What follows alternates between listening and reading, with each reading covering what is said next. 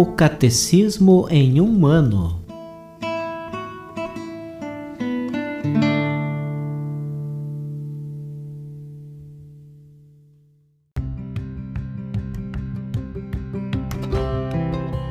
Olá, eu sou o Jefferson, seminarista na Diocese de Ponta Grossa, Paraná. Você está ouvindo o podcast O Catecismo em um ano. Vamos ler todo o Catecismo da Igreja Católica ao longo de 365 dias.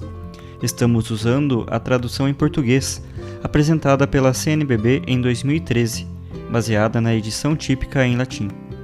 Baixe o plano de leitura que você pode encontrar na bio do Instagram, @o Catecismo em um ano, ou na descrição desse podcast.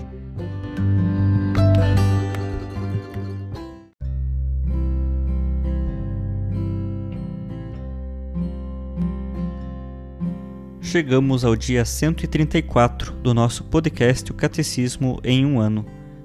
Lendo a sua primeira parte, Profissão de Fé, na sua segunda sessão, Símbolos da Fé, leremos hoje dos números 1042 ao 1050.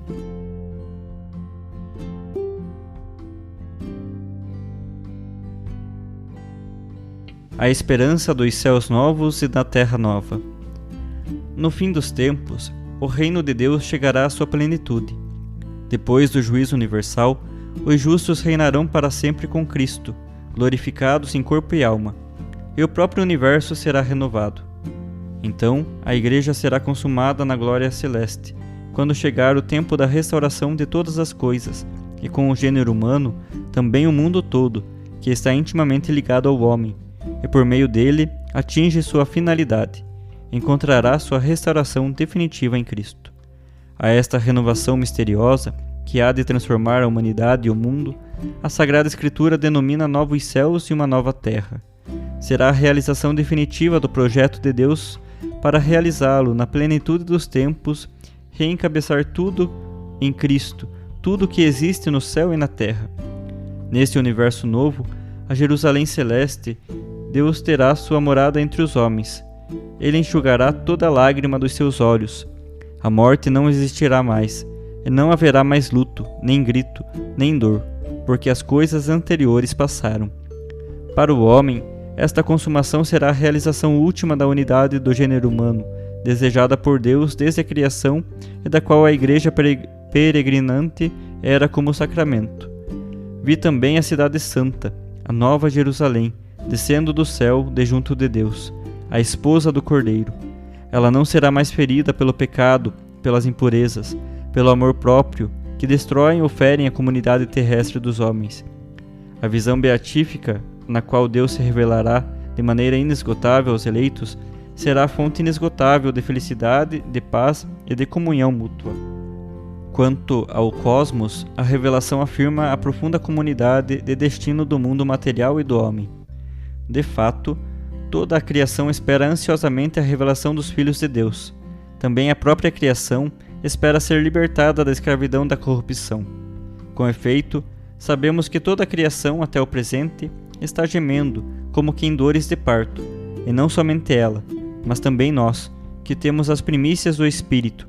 Gememos em nosso íntimo, esperamos a condição filial, a redenção de nosso corpo.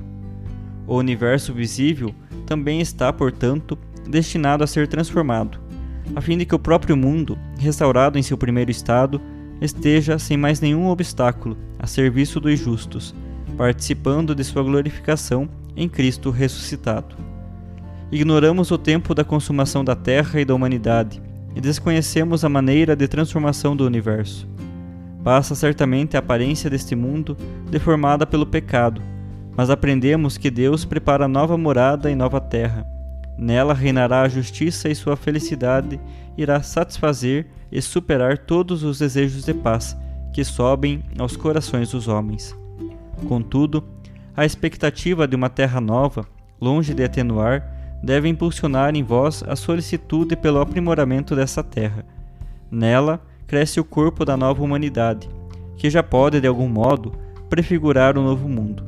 Por isso, ainda que se deva distinguir cuidadosamente o progresso terrestre do crescimento do reino de Cristo, tal progresso é de grande importância para o reino de Deus, na medida em que ele contribuir para melhor organizar a sociedade humana.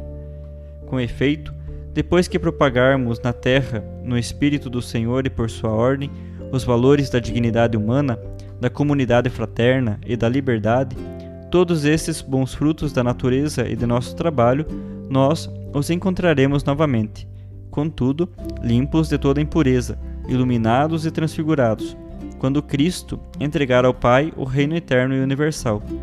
Deus será então tudo em todos, na vida eterna. A vida, em sua própria realidade e verdade, é o Pai, que pelo Filho e no Espírito Santo a derrama sobre todos nós, como fonte dos dons celestes.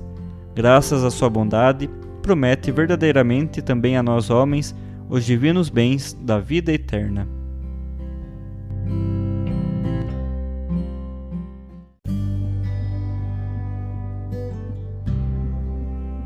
Hoje a nossa leitura complementar se refere à catequese do Papa São João Paulo II, na audiência geral do dia 4 de agosto de 1999.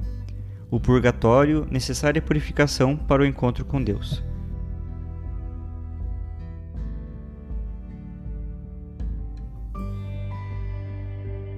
Como vimos nas duas catequeses precedentes, com base na opção definitiva a favor de Deus ou contra Ele, o homem encontra-se diante de uma das alternativas: ou vive com o Senhor na bem-aventurança eterna, ou permanece longe da sua presença.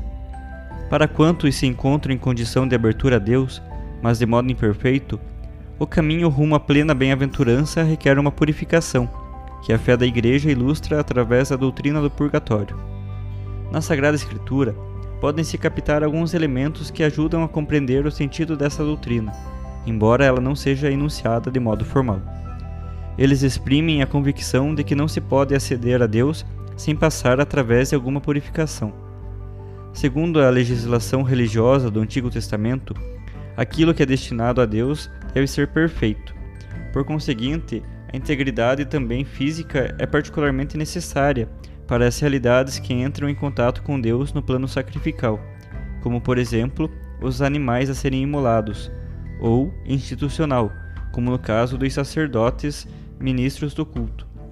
A essa integridade física deve corresponder uma dedicação total dos indivíduos e da coletividade ao Deus da aliança, segundo os grandes ensinamentos do Deuteronômio. Trata-se de amar a Deus com todo o próprio ser, com pureza de coração e testemunho de obras. A exigência de integridade impõe-se evidentemente depois da morte, para o ingresso na comunhão perfeita e definitiva com Deus. Quem não tem essa integridade deve passar pela purificação. É um texto de São Paulo que o sugere. O apóstolo fala do valor da obra de cada um, que será revelada no dia do juízo, e diz: se a obra construída subsistir, o construtor receberá a paga. Se a obra de alguém se queimar, sofrerá a perda. Ele, porém, será salvo, como que através do fogo. Para alcançar um estado de perfeita integridade, às vezes é necessária a intercessão ou a mediação de uma pessoa. Por exemplo, Moisés obtém o perdão do povo com uma oração, na qual evoca a obra salvífica realizada por Deus no passado e invoca sua fidelidade ao juramento feito aos antepassados. A figura do servo do Senhor, delineada pelo livro de Isaías, caracteriza-se também pela função de interceder e de expiar a favor de muitos. No final dos seus sofrimentos, ele verá a luz e justificará muitos, tomando sobre si as suas iniquidades.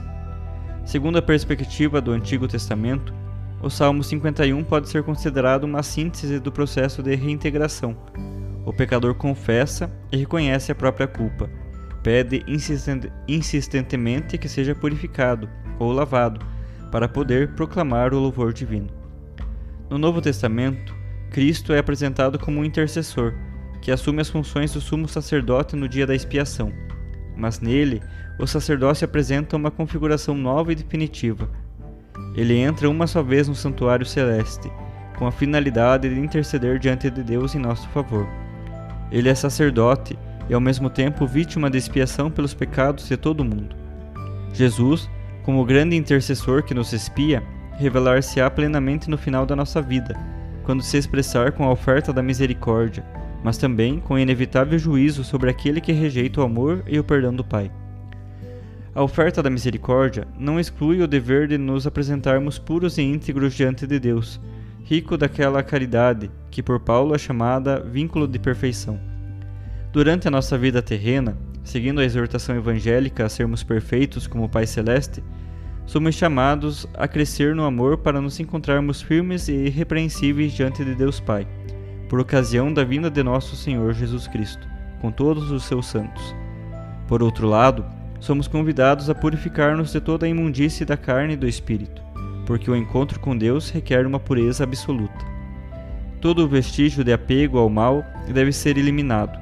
Toda a deformidade da alma há de ser corrigida. A purificação deve ser completa, e é precisamente assim que a doutrina da Igreja entende o purgatório. Esse termo não indica um lugar, mas uma condição de vida. Aqueles que depois da morte vivem num estado de purificação já estão no amor de Cristo, o qual os alivia dos resíduos da imperfeição. Deve-se esclarecer que o estado de purificação não é um prolongamento da situação terrena, como se depois da morte se desse uma ulterior possibilidade de mudar o próprio destino.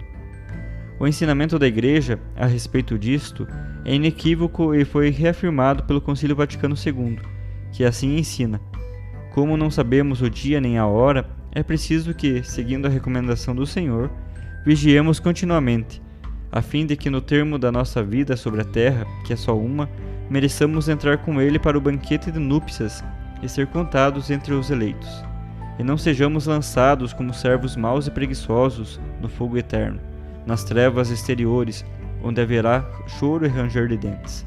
Lumen Gentium, número 48. O último aspecto importante que a tradição da Igreja sempre evidenciou deve ser hoje reproposto, é o da dimensão comunitária.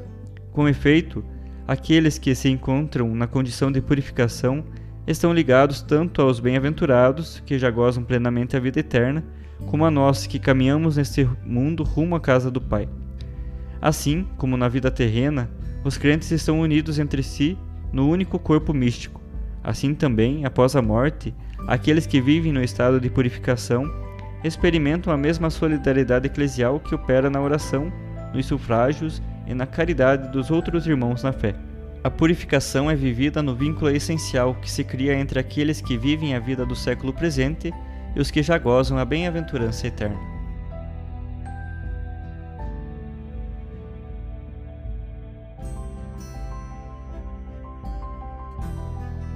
Os textos das catequeses papais encontram-se na íntegra no site da Santa Sé, vatican.va.